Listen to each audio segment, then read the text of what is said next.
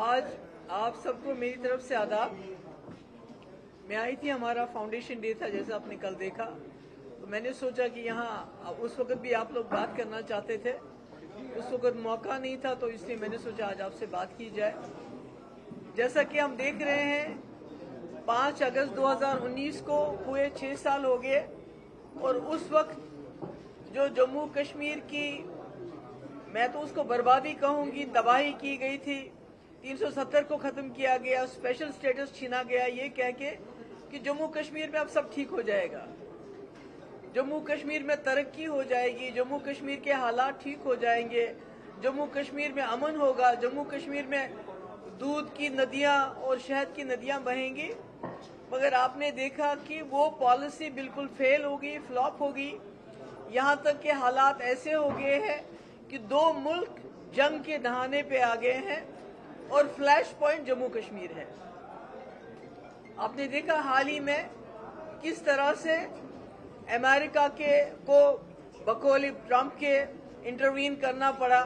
वो बार बार कहते हैं कि दोनों मुल्क न्यूक्लियर के दहाने पे थे, जंग के दहाने पे थे, और ये बात खत्म नहीं हुई। आज भी जंग तो खत्म हुई मगर जंग का माहौल पूरे मुल्क में है। बीजेपी ने बदकिस्मती से मुल्क में ऐसा माहौल बनाया है कि आज सब जमातें एक आवाज में कह रही हैं आपने सीज फायर क्यों किया, यानी कि जंग को चालू रखना चाहिए था। ये देखिए मेंटालिटी क्या बन रही है हमारे मुल्क की कि वो कहते हैं जंग खत्म क्यों की। और ये पॉलिसी है बीजेपी की उस एग्रेशन का जो उन्होंने जम्मू कश्मीर ही नहीं पूरे मुल्क के लोगों में एक एग्रेशन लाया है। अब जितनी भी अपोजिशन में पार्टियां हैं वो मजबूर हैं, अगर वो ऐसा नहीं कहेंगे तो उनको बोलेंगे ये एंटी नेशनल है। अगर कोई ये नहीं बोलेगा पाकिस्तान पे बम मारो, बोलेंगे ये एंटी नेशनल है।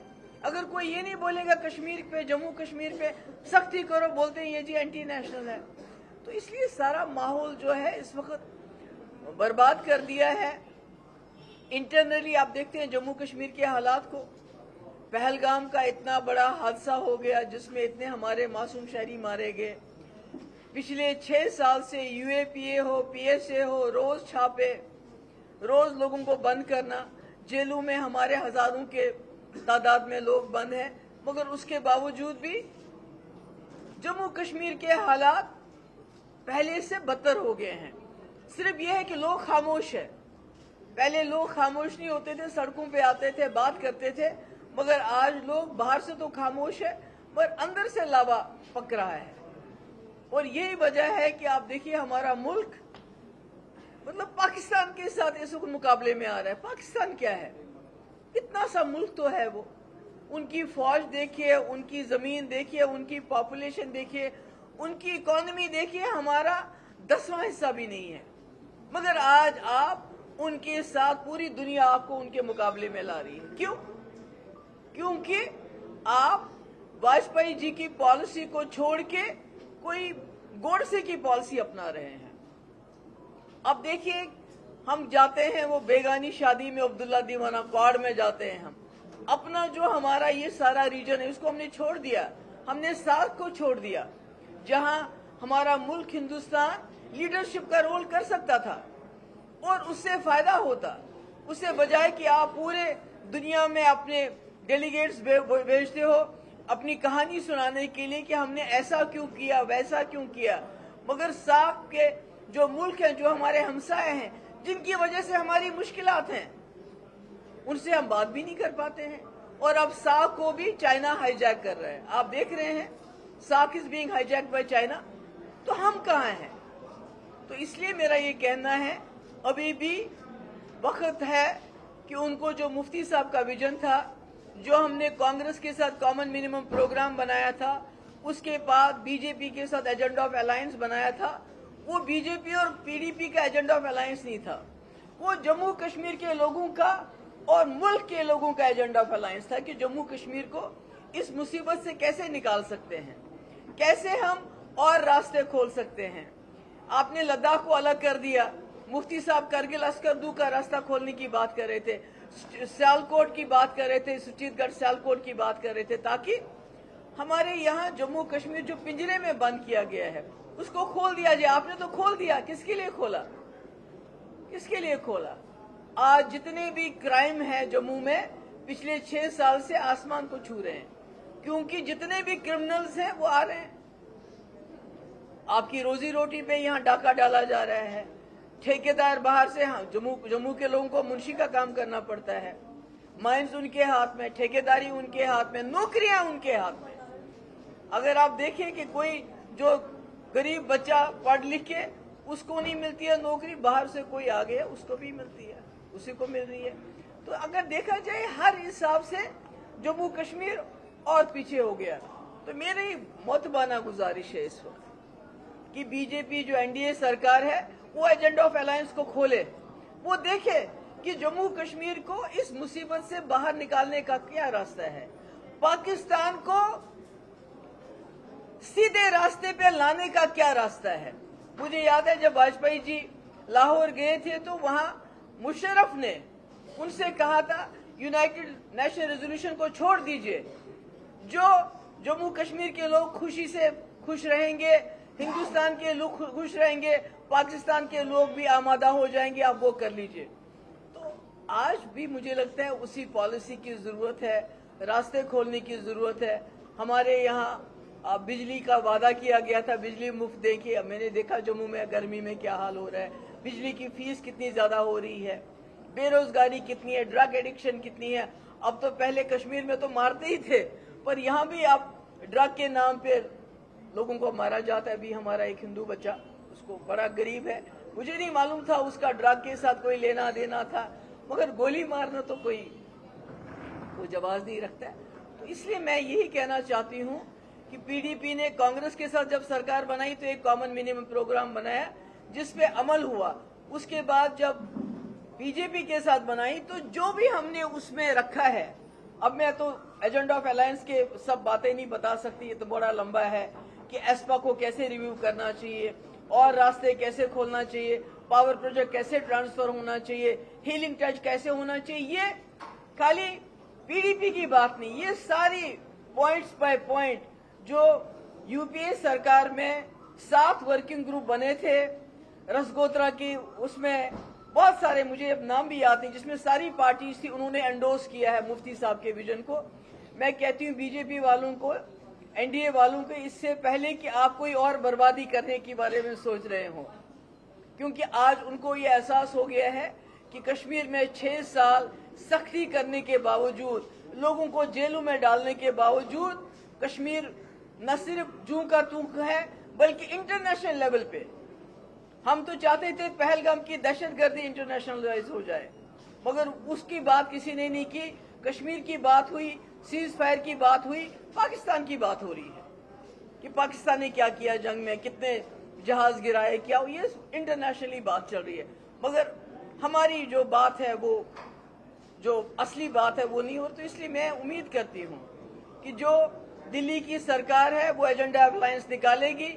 अगर उनको ये डर है कि एजेंडा ऑफ अलायंस जो है कोई पीडीपी का, ये हमारा अकेला डॉक्यूमेंट नहीं है, ये डॉक्टर मनमोहन सिंह के वक्त में जो 7 वर्किंग ग्रुप बने थे, हर मामले पे, रोड्स पे, गवर्नेंस पे, ह्यूमन राइट्स पे, रास्ते खोलने पे, ये सब उसकी कॉपी है। उनको उसी पे अमल करना चाहिए, बजाय इसके वो खुदा ना खास्ता कोई और कांड करे, जैसे 5 अगस्त 2019। क्योंकि देखिए टूरिज्म हमारे पास था, वो भी मिलिटराइज हो गया है। अगर आप देखेंगे कश्मीर में जो भी जगह हैं टूरिस्ट की, इतनी आप देखेंगे वहां सिक्योरिटी। अमरनाथ यात्रा जिसका हम बचपन में इंतजार करते थे और जाके फिर हम साधुओं के साथ अलग अलग बात करते थे, कभी हाथ दिखाते थे, अच्छा लगता था हमें। आज अमरनाथ यात्रा भी मिलिटराइज हो गई है, वहां से मक्खी नहीं जा सकती है। तो आप कर क्या रहे हैं जम्मू कश्मीर के साथ? अब कितना वोट लेंगे आप जम्मू कश्मीर को तबाह बर्बाद करके? अब तो उससे भी काम नहीं चलता। अगर काम चल रहा होता तो आपको वोट की, जैसे राहुल जी कह रहे हैं कि ये वोटों की चोरी करते हैं, गलत नाम डालते हैं, फिर तो आपको उसकी जरूरत नहीं पड़ती। यानी वो भी अब लोग थक चुके हैं, पक चुके हैं जम्मू कश्मीर और जंगी माहौल से। और मुझे लगता है कि हमारा मुल्क इतना बड़ा मुल्क है, इतना इकोनॉमिकली हम, इतनी हमारी आबादी है, जवानों की आबादी है, पर बेरोजगारी सबसे ज्यादा, जीडीपी हमारी चीन से बहुत पीछे, हमारी ग्रोथ बहुत पीछे, तो हम जंग में क्यों फंसे हुए हैं? और जंग किस वजह से फंसे हुए हैं? जम्मू कश्मीर की वजह से। मैं उम्मीद करती हूं कि जो हमारे प्राइम मिनिस्टर है, मैंने बार बार कहा, इंदिरा जी की तरह, वाजपेयी जी की तरह उनकी एक अथॉरिटी है, लोग उनको क्वेश्चन नहीं करेंगे। अगर वो कोई बोल्ड इंसानियत के दायरे में, ये नहीं कि तोड़ फोड़ करो, जम्मू कश्मीर के हिस्से कर दो, लद्दाख को अलग कर दो, अब उसको अलग करो, अब तीसरी को अलग करो, उसके बजाय अगर इंसानियत के नाम पे जो एजेंडा ऑफ अलायंस हमारा रहा है उसको खोल के देखेंगे तो मुझे लगता है जम्मू कश्मीर का बाइज्जत हल मिलेगा। जम्मू कश्मीर कहीं जाएगा नहीं, पर इज्जत से इस मुल्क के साथ जीना शुरू कर सकता है। Thank you so much. If you have any questions.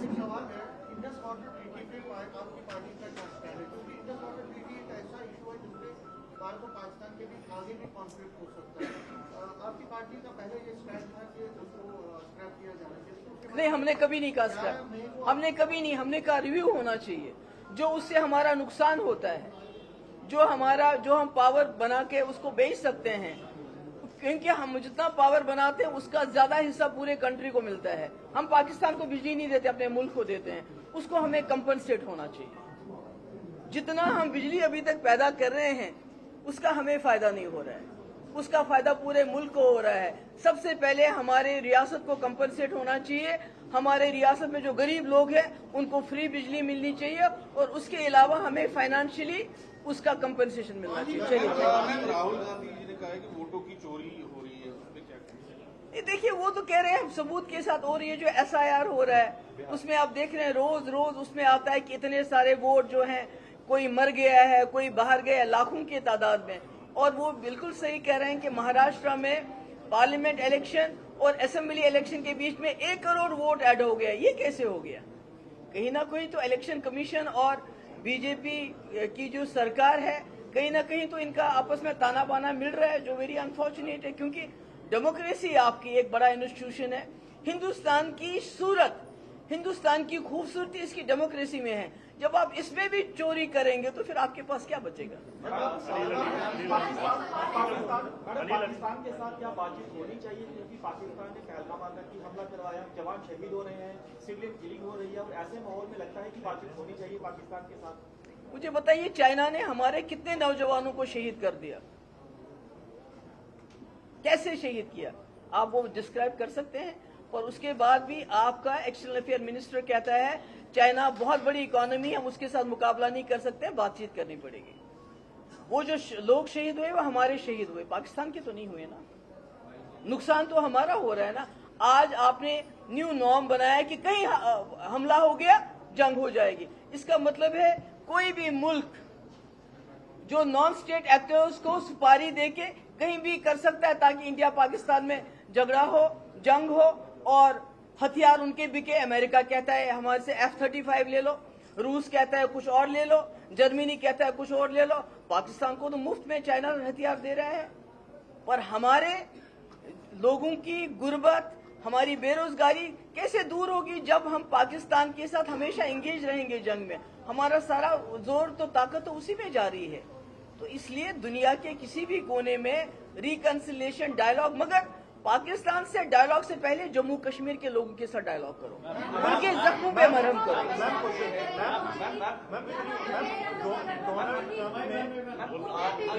एक सवाल, 1 क्वेश्चन एट अ टाइम।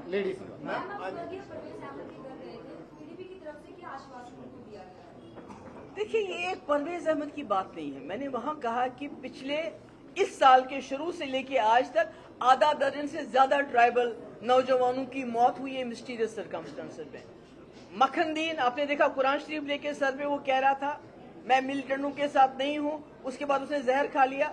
मरता हुआ आदमी कभी झूठ नहीं बोल सकता है। कुलगाम में 3 जवान गायब हो गए, बाद में बोला ये दरिया में डूब गए। आपका ये बांडीपोरा में ओवरग्राउंड वर्कर उसको घर से बुला के ले गए कि तुम्हारी पूछताछ करनी है, फिर कहा वो एनकाउंटर में मारा गया। और उसके बाद टंगमर्ग नूराबाद में एक लड़के को उठा के ले गए, फिर बोला ये तो दरिया में खुद छलांग लगाई। और अब परवेज, तो ये मुझे एक पैटर्न नजर आता है। जो गुजर कम्युनिटी, एक तो उनको बेचारों का जीना हराम कर दिया है, उनके माल मवेशी उनको लेने नहीं। एक तो पुलिस है, दूसरे कुछ वो पता नहीं क्या रक्षक हैं, वो राक्षस हैं, रक्षक नहीं है, वो कोई राक्षस हैं जो उनको तंग करते हैं। जंगलों से उनको खदेड़ते हैं, जंगलों में उनको रहने नहीं देते हैं। मगर जो परवेज का है 22 साल का लड़का, उसकी मैंने बीवी देखी, अभी छोटी सी बच्ची है, वो कहाँ जाएंगे ये लोग? नतीजा ये होगा कि अब उनको दबाया जाएगा, दोष की जाएगी, वो लोग खामोश हो जाएंगे। मगर इंसाफ होना चाहिए, उसमें प्रोब होना चाहिए। और जो भी पुलिस वाले, खुद पुलिस वालों ने कहा ये शहीद हो गया, मैंने नहीं कहा, उन्होंने कहा। तो मुझे लगता है इसमें अकाउंटेबिलिटी होनी चाहिए, सजा मिलनी चाहिए और उनको कंपनसेट किया जाना चाहिए। Ma'am, US has imposed 25% tariff on India, and time and again US President has been repeating that he was the one who mediated ceasefire, though the government has denied. Ma'am, दोनों चीजों को किस तरह से देखते हैं? I say that India's I would say domestically and foreign policy जो है both have failed. Diplomatically we have failed. हमने पाकिस्तान को कहाँ किनारे लगाया? आज पाकिस्तान के ऊपर 19% टैरिफ और हमारे ऊपर 25% टैरिफ। कहाँ हैं हम इस वक्त? कोई दुनिया में पाकिस्तान की बात नहीं कर रहा है।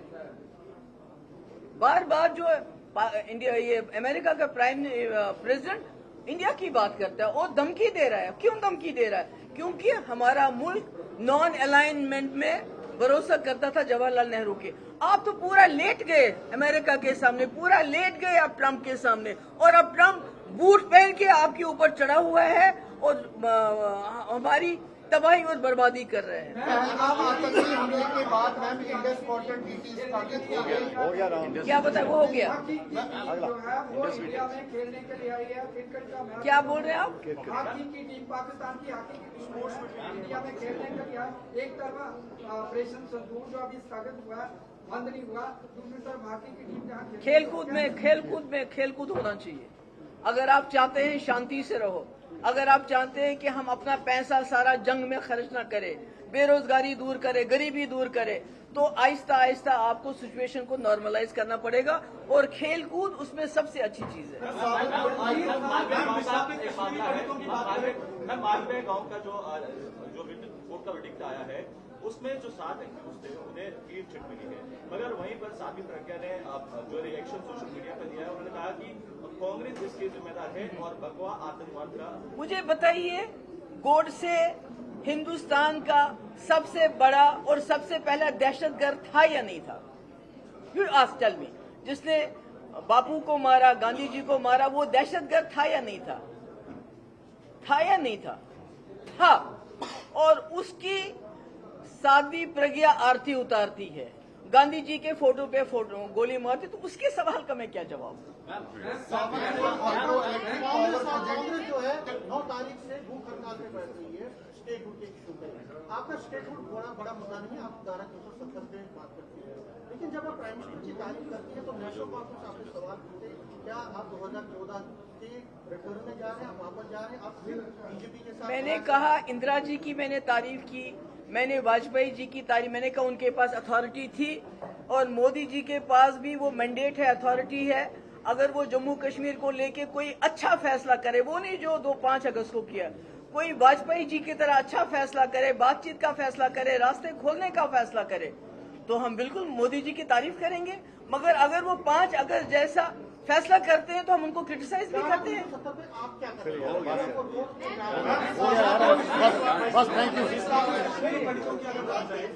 कश्मीरी पंडितों के बारे में मेरा ये मानना है, सबसे बड़ा जो कॉन्फिडेंस बिल्डिंग मेजर होगा कश्मीरी पंडितों के लिए, वो नॉमिनेशन के बजाय आप 2 सीट रिजर्व कर लीजिए कश्मीर में, ताकि वो आके वहां लोगों से वोट मांगे, आपस में घुल मिल जाए, खाली असेंबली अटेंड करने के लिए नहीं आए, ताकि वो वहां के जैसे वो पहले रच बस गए थे वैसे रच बस जाए।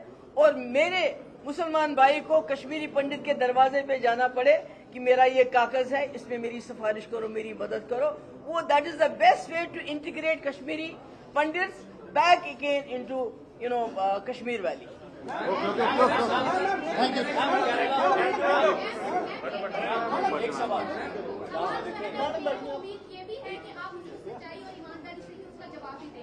मैम, जिस तरह से आप आए दिन मतलब कहते हैं कि बीजेपी या एनसी ने जम्मू कश्मीर की तबाही की है, लेकिन क्या आपको नहीं लगता कि सबसे ज्यादा जो जम्मू कश्मीर के जो हालात बने उसमें आप भी कसूरवार थे? और दूसरी बात क्योंकि अगर गठबंधन कैसे हम बता रहे हैं, अगर गठबंधन नहीं होता, क्या नहीं होता? अगर आप गठबंधन नहीं करते तो जिस तरह से 370 टूटा तो गठबंधन और 370 का की गई, अगर भाजपा यहाँ पे नहीं आती तो स्टेट कभी नहीं जाती। और तीसरी बात मैं एक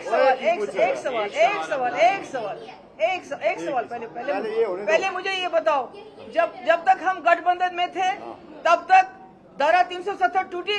नहीं तो पीडीपी ने धारा 370 की हिफाजत की। वो हमने बीजेपी के हाथ बांध दिए, उनके हाथ खुल गए, उनको मेजॉरिटी मिली और धारा 370 भी खत्म हो गई। हमने तो रोक लिया ना। चुनाव नगर में Sabarmati hydro electric power project बनने जा रहा है, किस तरीके से देखते हैं आप? बीजेपी के साथ मैंने सीज फायर करवाया, कोई करवा सकता है? मैंने 12,000 नौजवानों की FIR वापस ली, कोई हो सकता है? अरुण जेटली जैसे शख्स डेलीगेशन में आए कश्मीर में बात करने के लिए, आप बात करती हो? आज मुझे बताओ, कोई बात कर सकता है ऐसी जो मैंने बात की उस वक्त? और बिल्कुल मैंने की, अभी भी मैंने कहा हमारे नौजवान हजारों की तादाद में जेलों में बंद है, उनकी कोई बात नहीं करता है, बीमार है, मरने के उसमें है, कोई बात नहीं करता है। हमने सोचा था ये सरकार बनी बात करेगी, मगर वो स्टेटहुड के बगैर कोई पटवारी की ट्रांसफर कौन करेगा? मैं करूंगा या LG करेगा? उसी पे झगड़ा चल रहा है। असली जो लोगों के मुद्दे हैं, सड़कों के, बिजली के, पानी के, बेरोजगारी, उस पर कोई बात ही नहीं कर रहा है। Thank you so much.